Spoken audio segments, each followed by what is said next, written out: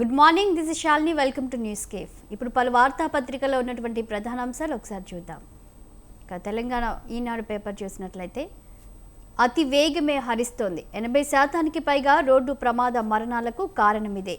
రోజుకు సగటున 16 మంది మృత్యువాత. వాహన వేగం 65 కిలోమీటర్లు దాటితే ప్రమాదాలకు ఆస్కారం అనే ఒక హెడ్లైన్ అయితే మనం ఇక్కడ చూడొచ్చు. నెక్స్ట్ మరొక న్యూస్ కనుక చూస్తే సింధూర్పై సమరం, నేటి నుంచి పార్లమెంటులో చర్చ, వాద ప్రతివాదాలకు సిద్ధంగా ఉభయ పక్షాలు.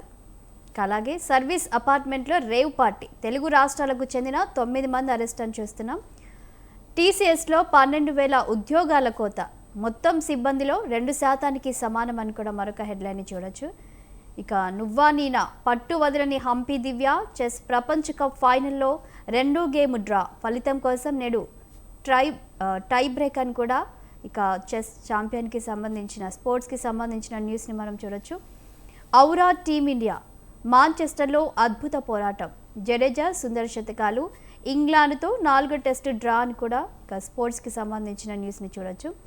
మరొక న్యూస్ చూస్తే సరోగసీ ముసుగులో శిశు విక్రయాలు, పిల్లలు లేని దంపతుల నుంచి లక్షల రూపాయలు వసూలు. యూనివర్సల్ సృష్టి ఫెర్టిలిటీ కేంద్రం నిర్వాహకురాలు డాక్టర్ నమ్రత సహా 8 మంది అరెస్ట్ అయినట్లు కూడా తెలుస్తోంది. మరొక న్యూస్ చూస్తే హరిద్వార్లోని మానసాదేవి ఆలయంలో తొక్కిసలాట, దీంట్లో 8 మంది మృతి చెందినట్లు తెలుస్తోంది. ఇక ఇవి తెలంగాణ ఈనాడు పేపర్లో ఉన్నటువంటి మెయిన్ హెడ్లైన్స్. ఇక ఏపీ విషయానికి వస్తే కనుక రాష్ట్ర ప్రతిష్ట పునరుద్ధరణే లక్ష్యం, అందుకే సింగపూర్కి వచ్చా.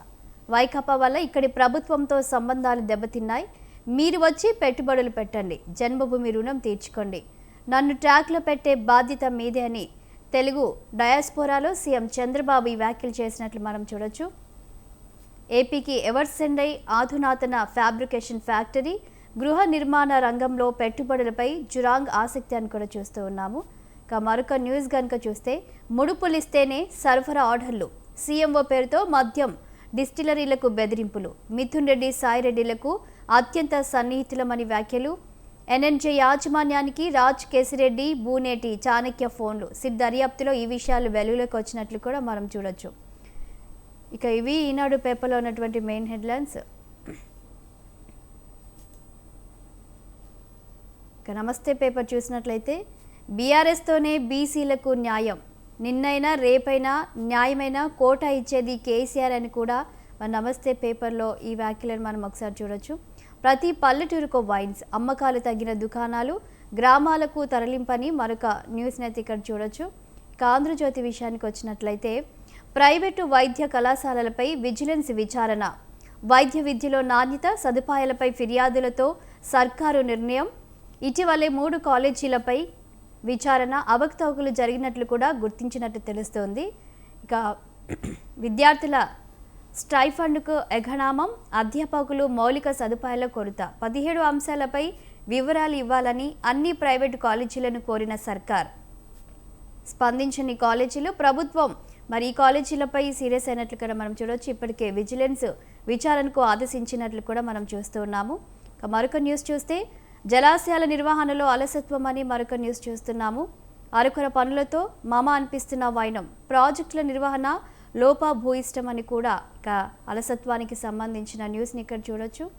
ఇక ఇవి పలు పత్రికలో ఉన్నటువంటి ప్రధాన అంశాలు. పలు అంశాలపై విశ్లేషణ అందించడానికి విశ్లేషకులు బండారు రామ్మోహన్ రావు గారు రెడీగా ఉన్నారు, వారితో మాట్లాడి తెలుసుకుందాం. Good morning sir. Good morning Shalini. Sir, మనం చూస్తున్నాం గత కొద్ది రోజులుగా బీసీ రిజర్వేషన్ అనేది తెలంగాణలో హాట్ టాపిక్గా మారింది. అలాగే రాబోయే స్థానిక ఎన్నికలకి కూడా ఈ బీసీ రిజర్వేషన్ అనేది కనెక్ట్ అయ్యింది. సో ఇప్పటికే మరి తెలంగాణలో కాంగ్రెస్ పార్టీ అయితే ఆర్డినెన్స్ గవర్నర్ దగ్గర, అలాగే బిల్లులు కేంద్రం వద్ద ఉంచింది. మరి ఏంటి నెక్స్ట్ ఎలా ముందుకెళ్ళబోతుంది? ఒకవైపు బీజేపీ నుంచి చూస్తే రిజర్వేషన్ల అమలు విషయంలో జాప్యం జరిగే అవకాశం కనిపిస్తుంది. అలాగే పార్టీలో ఉన్నటువంటి నేతలు కూడా ఇటు బీఆర్ఎస్ కానివ్వండి, అటు బీజేపీ నుంచి అయితే ఒక్కొక్కరు ఒక్కొక్క రకంగా మాట్లాడుతున్నారు. కొందరు అంటూ ఉన్నారు ఈ బీసీ రిజర్వేషన్ అనేది ఇది కేవలం ముస్లింలకి అని బండి సంజయ్ అనడం. మరోవైపు చూస్తే ఈ కరెక్ట్ అయిన బీసీలకు న్యాయం జరగడం లేదని ఇటు కిషన్ రెడ్డి మాట్లాడడం. ఇలా రోజు ఏదో ఒకటి మనం వీటిపై వింటూ ఉన్నాం సార్. దీనిపై మీరు ఏమంటారు? దీనిపై కాంగ్రెస్ పార్టీ ఎలా ముందుకు వెళ్ళనుంది? మా శాలిని, మీకు అట్లాగే స్వతంత్ర టీవీ ప్రేక్షకులకు నమస్కారం, శుభోదయం. 2 విషయాలు చెప్పాలి ఇందులో. ముఖ్యంగా బీసీలకు ఒక కుల చైతన్యం వచ్చేసింది. మేమెంతో మాకంత. అంటే సుమారు దేశంలో 55-60% వరకు, 2-3% అటు ఇటుగా, కొన్నిసార్లు కొన్ని రాష్ట్రాల్లో తక్కువ ఉండొచ్చు, కొన్ని రాష్ట్రాల్లో ఎక్కువ ఉండొచ్చు, కానీ 60% లోపు 55% పైన దేశంలో బీసీలు ఉన్నారు. మేమెంతో మాకంత అనే కుల చైతన్యం రావడం వల్ల వాళ్ళ అన్ని పార్టీలు బీసీలకు ఓటు బ్యాంక్ రాజకీయాల కోసం బీసీలను ఆశ్రయించాల్సిన అవసరం వస్తుంది. గతంలో సాంప్రదాయ రాజకీయాలు ఏముండంటే హిందువులు ముస్లింల మధ్య మేము ఎస్సీ, ఎస్టీ, బీసీ, మైనార్టీ అనేవాళ్ళు. ఏది ఒక ఊత పదంగా అన్ని పార్టీలకు వచ్చేసింది. బీసీ అనే మాట మధ్యన ఉన్నా కూడా 60% బీసీలకు దక్కాల్సిన అవకాశాలు రాజకీయ రంగంలో దక్కలేదు, విద్యా ఉద్యోగాల్లో దక్కలేదు. కానీ మండల కమిషన్ నివేదిక వల్ల కనీసం 27% విద్యా ఉద్యోగాలు వస్తున్నాయి, మన రిజర్వేషన్లు వస్తున్నాయి. ఇది నేటున్న పరిస్థితి. ఇవాళ తెలంగాణలో జరుగుతున్న ఈ ఒక కుల పోరు చూస్తుంటే 3 పార్టీలు 3 ముక్కలు కడుతుంటే బీసీల భుజాల మీద తుపాకులు పెట్టి ఒకరినొకరు పేర్చుకుంటున్నారు. ఇది జరుగుతున్న వాస్తవం. నిజంగా చెప్పాలంటే ఇవాళ కాంగ్రెస్ పార్టీ అధికారంలో ఉన్నది తెలంగాణలో. ముందు నుయ్యి వెనక గొయ్యిలాగా వాళ్ళకి తయారైంది. బీసీ రిజర్వేషన్ పెంచుతాము, విద్యా ఉద్యోగాల్లో 2 అన్నారు, ఒక్కటే కాదు. విద్యా ఉద్యోగాల్లో ఇప్పుడు 27% 42 తీసుకొస్తాం. దాంతో పాటు పంచాయతీ వ్యవస్థలో ముఖ్యంగా గ్రామ పంచాయతీ, మండలము, జిల్లా స్థాయిలో 3 అంచెల వ్యవస్థ ఉంది కదా. ఈ 3 అంచెల వ్యవస్థలో మేము పూర్తి స్థాయిలో 42% రిజర్వేషన్లు అమలు చేస్తాం. గతంలో కేసీఆర్ గారు 34 ఉంటే దాన్ని 22 కుదించారు అని ఒక ఆరోపణ చేస్తూ పెద్ద ఎత్తున ప్రజల్లో ముఖ్యంగా బీసీలో ఆశలు రేపారు. కామారెడ్డి డిక్లరేషన్ ద్వారా ఘనంగా ప్రకటించుకున్నారు. ఆ తర్వాత వాళ్ళ అధికారంలోకి రాగానే వెంటనే ఎన్నికలు నిర్వహిస్తే ఈ సమస్య రాకపోయింది. ఎందుకంటే మేము అన్నాం కానీ వెంటనే మరి మన సీలింగ్ ఉంది, సుప్రీంకోర్టు 50% దాటొద్దంటుంది రిజర్వేషన్ కనుక ఇప్పుడు చేయలేము, వచ్చేసరికి చేస్తాం మేము అని చెప్పి కొంచెం మాట మార్చి చేస్తే అయిపోయింది. గతంలో చూసాం కదా మనం, రైతు భరోసా 15,000 ఇస్తా అని, దాని అయ్యో ఇవ్వలేము, ఆర్థిక పరిస్థితి బాగాలేదు, 2,000 మన తర్వాత ఇస్తాం కానీ ఇప్పుడైతే ఇవ్వలేమని 15,000 బదులు 12,000 ఇస్తామని చెప్పి చేశారు కదా. సరే, అది వేరే సంగతి. కనుక అట్లా ప్రజలు ఒప్పించుకొని ఒకవేళ ఈసారి మేము 42% ఇవ్వలేకపోతున్నాం, గతంలో సరిగా ఇస్తామని చెప్తే అయిపోయింది. కానీ దాని మీద చాలా రాద్ధాంతం చేసి, ముఖ్యంగా కులగణన చేసి రాష్ట్రంలో కులగణన కూడా తప్పనిసరిగా చేసిన, నేనన్న మాట కాదు, మీరన్న మాట కాదు శాలిని. సొంతంగా వాళ్ళ ఎమ్మెల్సీ తీర్మానం వలన భాషతో నీకు విభేదిస్తున్నాను తప్ప ఆయన అన్న మాటలు వాస్తవం ఉంది కదా. ఆయననైతే సస్పెండ్ చేశారు. ఆ తర్వాత అన్ని పార్టీలను కార్నర్ చేస్తూ మీరు బీసీలకు అనుకూలమా కాదా తేల్చుకోండి, మేమైతే ఇచ్చేస్తున్నాం అని చెప్పి ఏబిసి 3 ప్లాన్లు చేసుకున్నారు. అందుకని ముందు నుయ్యి వెనక పోయి ఎందుకు అంటున్నాడు కాంగ్రెస్ పార్టీ కంటే, తాము ఈ పంచాయతీని పెంచి పోషించింది అంటున్నాడు. అసెంబ్లీ సాక్షిగా మనకి కులగణన ప్రవేశపెట్టడం, అందులో కులాల లెక్క తేల్చకపోవడం, తేల్చినా కూడా అరకొర తప్పులు చేసినామని చెప్పడం. రాష్ట్ర వ్యాప్తంగా హైదరాబాద్ దాంట్లో చూసినట్లయితే 34% కూడా ఈ కులగణన జరగలేదు అంటున్నారు. కానీ ఇవన్నీ చూస్తే అర్థమవుతుంది ఏంటంటే తాను ఎవరు రకంగా చెప్పాలంటే తప్పులో కాలేసింది, పప్పులో కాలేసింది కాంగ్రెస్ పార్టీ. ఇక ఏబిసిలో మొట్టమొదటి ఆప్షన్ ఏముండే, అసెంబ్లీలో తీర్మానం చేశారు. ఈ తీర్మానాన్ని అన్ని పార్టీలు అంగీకరించినాయి, ఇంక్లూడింగ్ బీజేపీ కూడా. ఎందుకని వాళ్ళందరూ 3 పార్టీలు నాటకం ఆడుతున్నాయి అక్కడ. కేంద్రానికి ఈ బిల్లులు పంపించి, ఒకటేమో 2 బిల్లులు, ఒకటేమో కుల రిజర్వేషన్లు పంచాయతీరాజ్ వ్యవస్థలో, రెండవదేమో మనకు విద్యా ఉద్యోగాలు పంపి ఆ బిల్లు పెండింగ్ లో ఉన్నాయి. దానికి కారణం స్పష్టంగా బీజేపీ చెప్తుందంటే, ఇక్కడనేమో ఆమోదించారు బిల్లులు ప్రవేశపెడితే, అక్కడ ఏమంటున్నారంటే మీరు బీసీలను ముస్లింలు హిందువులకు ఎందుకు విభజించారు? మొదటి నుంచి కూడా బీసీలు ముస్లింలా ఉన్న బీసీలు కూడా బీసీలు లెక్కనే ఉన్నారు. ఉదాహరణకు వాళ్ళలో దూదేకుల వాళ్ళు, మంగలి, చాకలి, ఇతరత్ర పాకి పనిచేసే వాళ్ళు కూడా ఉంటారు. వాళ్ళందరినీ కూడా బీసీలు చేర్చున్నారు ఇప్పుడు. అటువంటి అప్పుడు కొత్తగా బీసీ ముస్లింలు 10% మంది, ఇటు పక్కనేమో హిందూ ముస్లింలు 46% మంది అని చెప్పి తేల్చడం వల్ల ఏమైందంటే ఈ హిందూ ముస్లింలకు బీసీలుగా ఆల్రెడీ ఉన్నా కూడా మళ్ళీ వేరేగా కులగా ఎట్లా చేస్తారని చెప్పి బీజేపీ అభ్యంతరం పెడితే ఆ బిల్లును అంగీకరించే ప్రసక్తి లేదు, పాస్ చేసే ప్రసక్తి అంతకన్నా లేదు, ప్రవేశపెట్టమని బీజేపీ అంటున్నది. అటువంటి అప్పుడు అక్కడ 2 బిల్లులు ఆగిపోయినాయి. దాని గురించి ఇప్పుడు మాట్లాడేవాడిని. రెండోది ఏమైంది, ఆర్డినెన్స్ ద్వారా తీసుకొస్తామని 2018లో కేసీఆర్ గారు తెలియక కాదు, ఆనాడు 2013లో మన హైకోర్టు, అప్పటి ఉమ్మడి హైకోర్టులో, ఉమ్మడి ఆంధ్రప్రదేశ్ హైకోర్టులో కేసు పడి వీరు 50% ముస్లింలకు మనం 50% దాటుతున్నాయి, రిజర్వేషన్లు ఇది మనకు సుప్రీంకోర్టు ఇచ్చిన సీలింగ్ విరుద్ధం అని చెప్పి వేసి వేస్తే ఆసారి ఒక్కసారి మీరు నోటిఫికేషన్ ఇష్యూ చేశారు కనుక ఈసారి అనుమతిస్తున్నాం, తర్వాత అనుమతించేది లేదు హైకోర్టు స్పష్టంగా చెప్పింది. సుప్రీంకోర్టు గైడ్లైన్స్ దాటొద్దని. దాని ప్రకారం 2019లో జరిగిన పంచాయతీ ఎన్నికల్లో కేసీఆర్ గారు తప్పనిసరి 22% తగ్గించాల్సి వచ్చింది. ఎందుకంటే 18% ఎస్సీలకు, 10% బీసీ మన ఎస్టీలకు, ఒక 25% పోతే 50% లోపు మిగిలేదు 22% కాదు. దాన్ని బీసీలకు తప్పనిసరి అంతకంటే పెంచలేని పరిస్థితి వస్తుండే.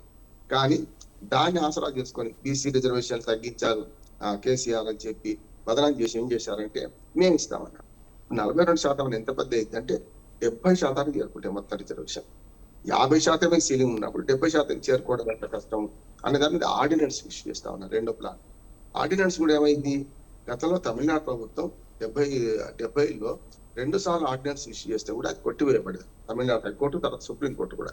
అప్పుడు కేంద్ర ప్రభుత్వం నొప్పించి పివి నరసింహారావు గారు ఉన్నప్పుడు ప్రధానమంత్రిగా ఉన్నప్పుడు అది 69% మనకు రిజర్వేషన్ తెచ్చుకొని వాళ్ళు దాన్ని 9th షెడ్యూల్ చేర్చుకున్నారు పార్లమెంట్ ద్వారా చట్టం చేసి. అదొక్కటే రాష్ట్రంలో ఇది మినహాయింపు ఉన్నది, మిగతా ఇక్కడ కూడా 50% దాటండి. దాన్ని తెలిసి కూడా ఇవాళ మళ్ళీ ఆర్డినెన్స్ జారీ చేస్తామని మళ్ళీ ప్రజల్లో ఆశలు కల్పించారు. ఆర్డినెన్స్ కోసం జారీ చేశామని పాలాభిషేకాలు, రకరకాల అభిషేకాలు చేసుకున్నారు కాంగ్రెస్ పార్టీ నాయకులు, ముఖ్యమంత్రితో సహా. బీసీలు కూడా తొందరగా మోసపోయింది. అంటే ఇది అయిపోయింది పోమనుకున్నారు. కానీ గవర్నర్ దగ్గర పీఠ ముడిపడ్డది. ఆయన ఏజీ సుదర్శన్ రెడ్డి గారిని పిలిపించి ఇది ఎట్లా ఉంటది ఏం సంగతి అంటే, కాదండి చేయొచ్చు అని చెప్పి చెప్పింది. కానీ మిగతా మన ప్రభుత్వంతో సంబంధం లేకుండా మిగతా న్యాయవాదులను న్యాయ సలహా తీసుకుంటే అలాంటి వాళ్ళు చెప్పారు సాధ్యం కాదు, ఈ ఆర్డినెన్స్ జారీ చేస్తే కొట్టివేయబడితే హైకోర్టు. తీరా ఇప్పుడు దాన్ని కేంద్ర ప్రభుత్వం దగ్గర పంపించి న్యాయ సలహా తీసుకుంటున్నారు. అంటే అది అక్కడ అయిపోయింది. ఇక మూడోది ఆప్షన్ రేవంత్ రెడ్డి మొదటి నుంచి అంటున్నాడు అసెంబ్లీ సాక్షిగా, మేము పార్టీ పరంగా 42% రిజర్వేషన్ ఇస్తా అంటాం. అది సాధ్యమవుతుంది. కానీ చట్టపరంగా 22% కుదించాల్సి వస్తుంది. చట్టపరంగా బీసీలకు 22% ఇవ్వాల్సి వస్తుంది. అంతకు మించి ఇచ్చే పార్టీ పరంగా ఇచ్చే దానిలో ఎదుటి పార్టీ వాళ్ళు మీ చెప్పులు ఎందుకు కాలు పెడతారు? ఎదుటి పార్టీ వాళ్ళు మీరు బీసీ రిజర్వేషన్లు లేని వాటిలో కూడా బీసీలకు సీట్ ఇస్తే అప్పుడు వాళ్ళు ఏమంటారు, రెడ్డినో లేకుంటే ఇతరత్ర కులాలను నిలబెడతారు. అక్కడ బీసీ వర్సెస్ అగ్రవర్ణం అన్నప్పుడు ఎవరు పోటీలు నిలబడతారు? ఖచ్చితంగా అగ్రవర్ణం ఉన్న పోటీలు గెలవచ్చు కూడా. సరే పలుకుబడి ఉంటే బీసీలు గెలవద్దని ఏం లేదు, కానీ చెప్తున్నా ఒక ఉజ్జాయింపుగా. అటువంటి అప్పుడు మిగతా పార్టీలు మీరిచ్చిన హామీని కట్టుబడి బీసీలకు వాళ్ళ పార్టీ పరంగా 42% రిజర్వేషన్ ఎట్లా అమలు చేస్తారు? ఎందుకు చేస్తారు? హామీ మీది, అమలు మీరు చేయండి అంటున్నారు. అందుకని 3 పద్ధతిలో ఏబీసీలో ఏబీ ఫెయిల్ అయిపోయింది, వాళ్ళందరూ సి ఉన్నది. ఈ కేంద్ర ప్రభుత్వం ఒత్తిడి చేస్తాం, రాహుల్ గాంధీని తీసుకొని మోడీ గారిని కలుస్తామని ఇప్పటికే 3 సార్లు ఢిల్లీకి వెళ్ళొచ్చారు. ఈ విషయం మీద వెళ్ళి రేవంత్ రెడ్డి గారు సాధించింది ఏం లేదు అక్కడ చూసుకుంటే. ఇప్పుడు ముందు నుయ్యి వెనక పోయి అంటే ఇప్పటికే మెడ మీద కత్తి వేలాడుతుంది. హైకోర్టు ఆల్రెడీ చెప్పేసి మొన్న మీరు అడిగిన గడువు ఇచ్చేసాం, జూలై 25కి మొన్నటికి 4 రోజుల క్రితమే గడువు అయిపోయింది. రిజర్వేషన్ చేయాలి, రిజర్వేషన్ ఖరారు చేసి ఎలక్షన్ కమిషన్ కి అప్పచెప్తే ఎలక్షన్ కమిషన్ 2 నెలల్లో ఈ ఎన్నికలు జరపడానికి అనుమతి కోరింది. కనుక ఈ 3 నెలలు అంటే సెప్టెంబర్ 30 అంటే మొదటి నెల గడువు అయిపోయింది. రాష్ట్ర ప్రభుత్వం దగ్గర ఇంకో ఆప్షన్ లేదు. ఇప్పటికి కూడా ఆర్డినెన్స్ బిల్లు లేకుంటే మీ పార్టీలను ఇరగదీస్తామని చెప్పు ప్రతిపక్ష పార్టీలను బెదిరిస్తూ బ్లాక్ మెయిల్ రాజకీయాలు చేస్తున్నారు ఇప్పుడు అధికార పార్టీ. దానికి బ్లాక్ మెయిల్ రాజకీయాలకు ఎందుకు లొంగుతారు ప్రతిపక్ష పార్టీ? రామచంద్రరావు గారు మాట్లాడినా, ఇతరత్ర మన బీఆర్ఎస్ కేటీఆర్ మాట్లాడినా, మీరిచ్చిన హామీకి మీరెందుకు కట్టుబడి ఉంటాం, మీరు చేస్తామని ఎట్లా చేస్తారో చేయండి, ఎట్లెట్లా చేస్తారో మీ ఆలోచన మీది కదా అని కాంగ్రెస్ పార్టీకి సవాల్ విసురుతున్నారు. ఈ దశలో పాపం భార్యాభర్తలు కొట్లాడుకుంటే పిల్లలు ఎట్లా అవుతారు? బీసీలు చాలా ఆశపడ్డారు, మేమెంతో మాకంత అంటే 42% రిజర్వేషన్ ఇస్తున్నారు కాంగ్రెస్ పార్టీ అని ఆశపడి ఓట్లేశారు. ఇప్పుడు ఆశ అడియాస అయిపోయింది. సుప్రీంకోర్టు అట్లాగే హైకోర్టులు కోర్టులు ఒప్పుకొని వాటి మీద వీళ్ళు హామీలు ఇచ్చేశారు. చివరికి ఇప్పుడు ఆఖరికి 42% రిజర్వేషన్లు మేము స్వయంగా ఇస్తామని ప్రకటించినప్పుడు నమ్మలేని పరిస్థితి వచ్చేసింది. కనుక ఈ లెక్క అంతా చూస్తే పంచాయతీ ఎన్నికలు ఈ సెప్టెంబర్ 30 జరిగే అవకాశం లేదు. ఇప్పటికే గడువు ముగిసింది, హైకోర్టు ఇచ్చిన గడువు 1 నెల రోజులది. తర్వాత ఇప్పుడు వీళ్ళు రిజర్వేషన్ ఖరారు చేద్దామనుకుంటే కూడా ఒకవేళ ఆర్డినెన్స్ వస్తే కూడా అది రద్దు కాబడుతుంది, అది చెల్లదు. ఒకవేళ తర్వాత సంగతి అనుకుంటే దానిలో ఆర్డినెన్స్ జారీ చేసినాక డీలిమిటేషన్ చేసి బీసీ రిజర్వేషన్ ఖరారు చేసి మళ్ళీ అభ్యంతరాలు స్వీకరించడానికి 1 నెల రోజులు పడుతుంది మినిమం. ఇవన్నీ చూస్తే ఇప్పుడంతా పంచాయతీ ఎన్నికలు జరిగే అవకాశం లేదు.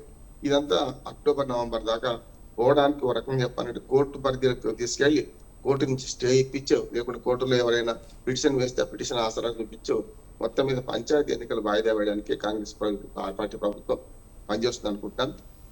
ఎట్టకేలా అన్నిట్లలో అంటే మొత్తం మీద అన్ని రకాలుగా బీసీలు అయితే మోసపోయి ఈ పార్టీల విధానాలు నమ్మి ఓట్లేసి ఆశలే అడియాశలే పరిస్థితి వస్తుంది. తెలంగాణలో పంచాయతీ ఎన్నికలు ఇప్పుడు అంతలో జరగవని నేను అనుకుంటున్నాను. సార్ అలాగే మరొక అంశాన్ని చూస్తే విలీనం పంచాయతీ స్టార్ట్ అయింది సార్. మనకు తెలుసు ఉద్యమం నాడు కాంగ్రెస్ పార్టీలో బీఆర్ఎస్ విలీనం అవుతుందనే ప్రచారం జరిగింది. తర్వాత అది బ్రేక్ అయిపోయింది. తర్వాత ఇప్పుడు గత కొన్ని రోజులుగా అయితే జోరుగా ప్రచారం జరుగుతుంది బీజేపీలో బీఆర్ఎస్ కలుస్తుందని. సో నిన్న కూడా బీజేపీ ఎంపీ రమేష్ చేసిన కామెంట్స్ హాట్ టాపిక్ అయ్యాయి. ఇంతకుముందు కవిత కూడా తను జైల్లో ఉన్నప్పుడు బీజేపీలో బీఆర్ఎస్ని కలపాలని చూశారు, నేను ఆపాను, నేను ఒప్పుకోలేదు అన్నట్లు ఆవిడ వ్యాఖ్యానించడం, ఇదంతా చూస్తుంటే మరి ఎందుకు కేసీఆర్ దీనిపై మౌనంగా ఉంటున్నారు, మరోవైపు కేటీఆర్ కూడా దీన్ని గట్టిగా తిప్పి కొట్టలేకపోతున్నారు అనేది కూడా మరి వార్తలు వస్తున్నాయి సార్. అండ్ రీసెంట్గానే ఉపరాష్ట్రపతి ధన్ఖడ్ రాజీనామా చేయడంతో కాంగ్రెస్ పార్టీ నుంచి దత్తాత్రేయను ఆయనను ఉపరాష్ట్రపతిగా నియమించాలని కాంగ్రెస్ పార్టీ కోవడం, మరోవైపు కేసీఆర్ పేరు కూడా వచ్చింది. కేంద్రంలో బీజేపీ ఉంది కాబట్టి అటు సైడ్ నుంచి కేసీఆర్ పేరు వచ్చింది. ఈ ఊహాగానాలను ఎలా చూడాలంటారు? దీన్నంతా కూడా మౌనం అర్థాంగీకారం అంటారు శాలిని.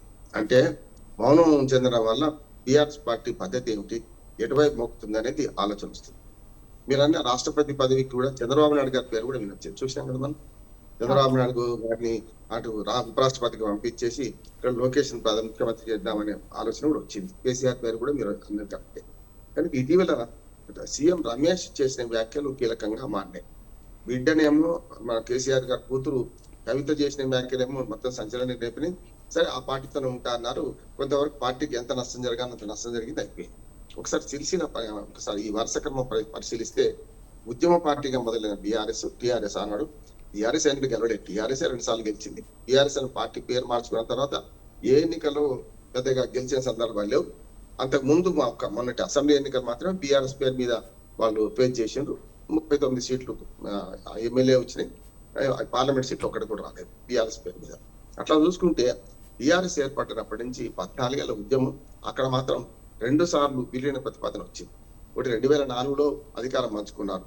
ఏది మంత్రులు రాజశేఖర రెడ్డి గారు ముఖ్యమంత్రి ఉన్నప్పుడు కేంద్రంలో రాష్ట్రంలో, కేంద్రంలో మన బొగ్గు గనుల శాఖ మంత్రిగా కేసీఆర్ గారు ప్రమాణ స్వీకారం చేసింది. కొన్ని రోజులు శాఖలేని మంత్రిగా కూడా కొద్ది రోజులు ఉన్నారు ఆయన.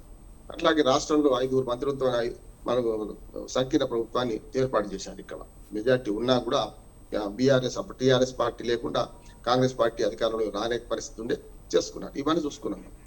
కానీ ఆ తర్వాత 2014లో మన తెలంగాణ రాష్ట్ర కాల సాకారమైన తర్వాత సోనియా గాంధీ దగ్గరికి పోవడం, పాదాభివందనం చేయడం, కుటుంబ సభ్యులను తీసుకుపోవడం, దాంతో కాంగ్రెస్ పార్టీలో కలుస్తాం అనుకున్నాం. గతంలో చిన్నారెడ్డి చేసిన పొరపాటు వీళ్ళు చేస్తాం అనుకున్నాం.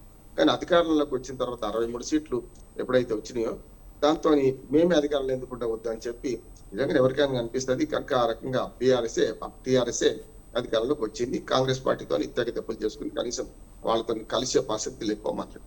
10 ఏళ్ల అధికారం అనుభవించిన తర్వాత అహంకారం, అవినీతి వీళ్ళ ఓడిపోయింది. ఇప్పుడు మళ్ళీ ప్రతిపక్ష స్థానంలో ఉన్నారు. ఉద్యమ స్థానం వేరు, ఉద్యమంలో అన్ని పార్టీలు కలిసి వస్తాయి వాళ్ళకి. ప్రతిపక్ష స్థానంలో అన్ని పార్టీలు ఎందుకు కలిసి వస్తాయి? కనుక అప్పుడేమో మొన్నటి పార్లమెంట్ ఎన్నికల్లో అయితే బీజేపీ బీఆర్ఎస్ ఒకటే పొమ్మని అన్నారు. కనుక దాంతో చాలా నష్టం ఎవరు జరిగిందంటే బీజేపీకి కాకుండా బీఆర్ఎస్ కి నష్టమైంది. బీజేపీ 8 సీట్లు, 4 సీట్లు 8 పెంచుకోగలిగింది పార్లమెంట్ సీట్లు. అట్లా చూసుకుంటే ఇప్పుడు ఈ విలీన ప్రతిపాదన గురించి కేసీఆర్, కేటీఆర్ వీళ్ళు ఎవరు మాట్లాడకపోవడం, మౌనం అర్థాంతికారంగా మారడం, సొంత కూతురే కేసీఆర్ కు బీజేపీలు విలీన అవుతుందని పార్టీ దాన్ని వ్యతిరేకించని చెప్పడం, సీఎం రమేష్ వ్యాఖ్యలతో బలంగా చేకూర్చి ఇప్పటికైనా సరే నష్ట నివారణ చర్య చేసుకోవాలంటే తప్పక బీజేపీ బీఆర్ఎస్ ఒకటి కాదని వాళ్ళు చెప్తే అర్థమవుతుంది. ఇప్పుడు దీన్ని కాంగ్రెస్ అడ్వాంటేజ్ తీసుకుంటుంది. ఒక రకంగా చెప్పాలంటే బీజేపీ కూడా నష్టం. బీఆర్ఎస్ బీజేపీ ఒకటి అనుకుంటే బీజేపీ వచ్చే ఓట్లు కూడా పోతాయి. నెంబర్ 1 వాటి వ్యతిరేకం. రెండోది బీఆర్ఎస్ కి వచ్చే ఓట్లు ముస్లిం ఓటు బ్యాంకు రాజకీయాల్లో ముస్లిం ఓట్లు కూడా బీఆర్ఎస్ కి పడతాయి. అందుకే ఈ రెండింటి మధ్యన కాంగ్రెస్ లాభపడే అవకాశం ఉంది. దోనో లడీతో దీని ఒక ఫాయిదా హోతా అనే మాత్రం బాగా పెద్ద ఎత్తున జరిగే అవకాశం ఉంది అనుకుంటున్నాను.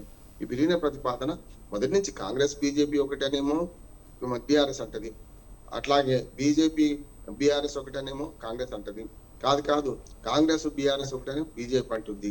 కనుక ఈ మూడు ముక్కల ఆటలో ప్రజలు ఒక రకంగా చెప్పాలంటే అయోమయంలో పడుతున్నారు. పార్టీలు ఎట్లా క్యాడర్ అయోమయంలో పడుతుంది. బీజేపీకి బీఆర్ఎస్ కి ఎక్కువ నష్టం అవుతుంది. ఇప్పుడు ఒకవేళ బీఆర్ఎస్ బీజేపీ పొత్తు లేకుంటే విలీనం అనే మాట వచ్చినప్పుడు ఉపరాష్ట్రపతి అవుతారని నేను అనుకుంటలేను. కానీ ఇప్పుడు ఇవన్నీ ఈ ఆరోపణలు ప్రత్యారోపణలు చేసుకుంటున్న పార్టీలు మూడు ముక్కల ఆట ఆడుతూ ప్రజల్లో అసలు సమస్యల పట్ల వాటి మీద పక్కదా పెట్టే ప్రయత్నం చేస్తున్నారు. కాంగ్రెస్ కి ఇది లాభమైంది. గవర్నర్ అడిగితే ఇది ఒక ఫాయిదా అవుతా అంటే బీఆర్ఎస్ బీజేపీ కలిసిపోతారనే ఒక పెద్ద పుకారు పెట్టడం వల్ల కాంగ్రెస్ పార్టీకి ఓటు బ్యాంక్ రాజకీయాల్లో రేపు పంచాయతీ ఎన్నికలు లాభం అయ్యే అవకాశం ఎక్కువ ఉంటుందని నేను అనుకుంటున్నాను. సార్ చివరిగా టైం లేదు, మనం 2 నిమిషాల్లో ముగిస్తాం. అతి వేగమే హరిస్తుంది. ఈ రోజుల్లో చూస్తే టెక్నాలజీ ఎంత పెరిగినా మరి గవర్నమెంట్ నుంచి ఎన్ని మంచి సౌకర్యాలు వచ్చినా కూడా ఇక్కడ ఎక్కువగా చనిపోయేవారు రోడ్డు మార్గంలో. అతి వేగమే ప్రమాదం అంటారు సార్. మరి దీనిపై మీరేమంటారు? ఒక సామెత ఉంది శాలిని, యుద్ధాల కంటే ఎక్కువ మరణాలు ఎక్కడ సంభవిస్తున్నాయంటే యాక్సిడెంట్. రోజు 16 నుంచి 20 మంది చనిపోతున్నారు అంటే అర్థం చేసుకోవచ్చు. ముఖ్యంగా గాయపడ్డ వాళ్ళు బతికి కూడా జీవోత్సవాలుగా మారుతున్నారు వాళ్ళందరూ కూడా. ఈ ముఖ్యంగా డ్రైవర్స్ అందరూ కూడా, అది ఓనర్లు కావచ్చు, ప్రొఫెషనల్ డ్రైవర్స్ కావచ్చు, వీళ్ళు చేస్తున్న చిన్న చిన్న మానవ తప్పిదాల వల్ల ఎక్కువ పొరపాట్లు జరుగుతుంది. రోడ్లు బాగాలేవు, రోడ్లు మలుపుల దగ్గర రకరకాల ప్రమాద సూచికలు లేకుండా ఉండడం, ఇవన్నీ చూస్తున్నాం మనం. ఒకటి భారతదేశంలో ముఖ్యంగా ప్రమాదాలకు ఎక్కువ కారణం రోడ్లు బాగలేకపోవడం నెంబర్ 1 అయితే, రెండోది పెద్ద ఎత్తున ఈ rash driving, negligence. Accident case చూస్తుంటారు కదా అడ్వకేట్ గా, చాలా వరకు ర్యాష్ అండ్ నెగ్లిజెన్స్ డ్రైవింగ్ వల్ల జరుగుతున్నాయి. 80 కిలోమీటర్లు దాటితే మన బండి మన చేతిలో ఉండదు, 60 అయితే ఎప్పుడైనా మన చేతిలో ఉంటుంది. ఇంకోటి ప్రమాదాలు ఒక మాట చెప్పిస్తాను, ప్రమాదాల్లో ఎప్పుడు కూడా మన 50% సేఫ్. ఎదుటివాడు వచ్చి మనకు ఉద్దేశం మనం ఏం చేయలేం కదా, రోడ్ డివైడర్ దాటి కూడా వస్తుంటాయి కదా. అందుకని మనం ఏమనుకోవాలంటే మన 50% మన జాగ్రత్తలు మనం ఉంటే అవతల 50% జాగ్రత్తల వాళ్ళు ఉండాల్సింది. కనుక ఈ రెండింటి మధ్యన యాక్సిడెంట్ల వల్ల ఎన్నో కుటుంబాలు అనాథలు అవుతున్నాయి. ఎంత పిల్లలు చనిపోయి, పెద్దలు చనిపోయి, మొత్తం అంతా చనిపోయి అనాథ పిల్లలు ఒక్కరు 7 నెలల 6 నెలల పిల్లలు కూడా మిగిలిపోతున్నారు. ఈ యాక్సిడెంట్ తక్కువ కావాలంటే ముఖ్యంగా రోడ్డు భద్రత మీద ప్రజలకు అవగాహన కల్పించాలి. ముఖ్యంగా డ్రైవర్లకు లైసెన్స్ విషయంలో కూడా ఆర్టీఏలో జరుగుతున్న మోసాలు తక్కువగా, లంచగొండితనం, ఆర్టీఏ మోసాలు, డ్రైవింగ్ రాని వాడు కూడా లైసెన్స్లు ఇచ్చేయడం, ఇవన్నీ చూస్తున్నాం. హెవీ డ్రైవింగ్ లైసెన్స్ ఇచ్చేటప్పుడు చాలా జాగ్రత్తగా పాటించాలి. అట్లానే మామూలుగా లైట్ మోటార్ వెహికల్ లైసెన్స్ కూడా ఆర్టీఏ అవినీతి అరికట్టాలి. అట్లాగే ప్రజలు కూడా ఒక రకంగా డ్రైవింగ్ నేర్చుకోగానే కాదు, దాన్ని లేన్ డ్రైవింగ్ చీమలను చూసి మనం లేన్ మారాలంటే ఎట్లా మారాలి అని నేర్చుకోవాల్సిన అవసరం ఉంది. డ్రైవింగ్ నేర్చుకోవాలంటే చీమలు ఆదర్శంగా ఉండాలి. ఒక లైన్ లో పోతే అవి క్రమశిక్షణలో ఉంటాయి. చిన్న చీమలే అట్లా ఉన్నప్పుడు మనుషులను కూడా దాన్ని పాటించాల్సిన అవసరం ఉంది. కనుక ఖచ్చితంగా ఈ ర్యాష్ డ్రైవింగ్, నెగ్లిజెన్స్ డ్రైవింగ్ వల్ల చాలా కుటుంబాలు చిత్రం అయిపోతున్నాయి. బతికిన వాళ్ళు కూడా జీవోత్సవాలుగా మారుతున్నారు. దీన్ని గమనించి ప్రభుత్వం కూడా ఈ లైసెన్స్ విధానంలో కానీ, డ్రైవింగ్ లో చేస్తున్న పొరపాట్లకు అధిక ఫైన్లు విధించడం కానీ, ఇవి చేయడం వల్ల కొంచెం భయం వల్ల కూడా మారుతారని అనుకుంటున్నాను. మొత్తం మీద ప్రభుత్వము, ప్రజలు ఈ అవగాహనతో ఉండాలి. ముఖ్యంగా డ్రైవర్లు తమ ప్రాణాలే కాదు, తమ వెంట ఉన్న బస్సులో ఉన్న, రైల్లో ఉన్న, ఏదైనా సరే ఏ ప్రమాదాన్ని చూసుకుంటే, ముఖ్యంగా రోడ్డు ప్రమాదాల విషయానికి వస్తే తమ వెంట ఉన్న ప్రయాణికుల భద్రత కూడా తాము చూసుకోవాల్సిన అవసరం ఉంది. తమ కుటుంబం కూడా ఉన్నది ఇందులో అనే మాట అనుకుంటే ఈ ప్రమాదాలు తగ్గించే అవకాశం ఉన్నది. థ్యాంక్ యూ రామ్మోహన్ రావు గారు, పలు అంశాలపై ఎంతో చక్కగా విశ్లేషణ అందించినందుకు థ్యాంక్ యూ సార్.